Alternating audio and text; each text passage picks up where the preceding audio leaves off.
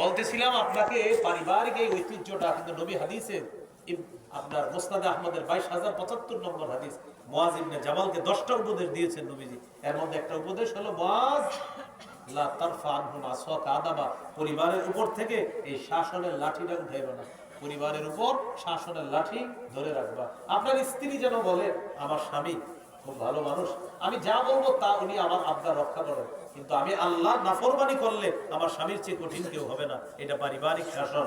আপনার সন্তান যেন বলে, আমার বাবা দুনিয়ার সেরা বাবা, বাবাকে যা বলি আমার বাবা হালাল ভাবে বৈধ চাহিদা পূরণ করার চেষ্টা করে, কিন্তু আমি যদি নাফরমানি করি তো আমার বাবার চেয়ে কঠিন বাবা আর কেউ হবে না। এটা হলো পারিবারিক শাসন, পারিবারিক ঐতিহ্য। তো আপনারা অনেক যুবক আছেন, বাবা হবেন, হয়েছেন, ইনশাল্লাহ আপনারা এরকম একজন অভিভাবক হওয়ার চেষ্টা করেন। আমিন। এই ডাকগুলো আবার ফিরিয়ে আনে ফজরের সময়, পারিবারিক ডাক ঐতিহ্যগুলো ফিরিয়ে আনে। ফজরের সময় উঠা একটা ডাক হবে যে কোথায় সবাই উঠছে নামাজে, এরকম একটা ডাক দেওয়ার মতো মানুষ এখনো।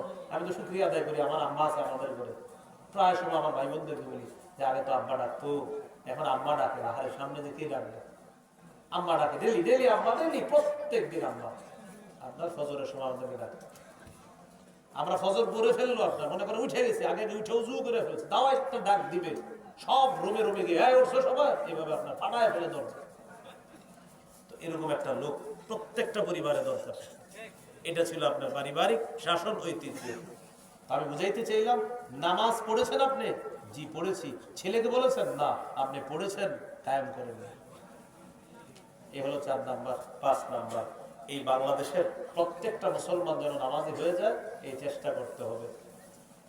আল্লাহ তাআলা সূরা হজের 41 নম্বর আয়াতে বলেন, আল্লাযীনা ইম্মাক্কান্নাহুম ফিল আরদি আকামুস সালাহ ওয়া আতাউয যাকাত ওয়া আমারু বিল মারুফ ওয়া নাহাউ আনিল মুনকার। আমি যাদেরকে রাষ্ট্র ক্ষমতায় বসাই তাদের কাজ হবে 4টা।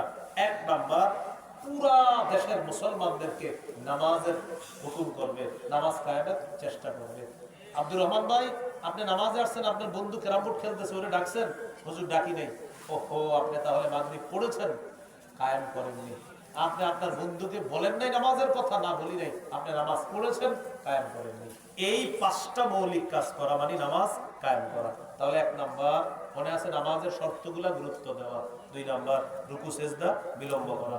3 নাম্বার, খুশু হুজুর সাথে নামাজ পড়া। 4, পরিবারকে নামাজের কথা বলা। 5, এর আশেপাশে সমাজের মানুষগুলাকে নামাজের কথা বলা।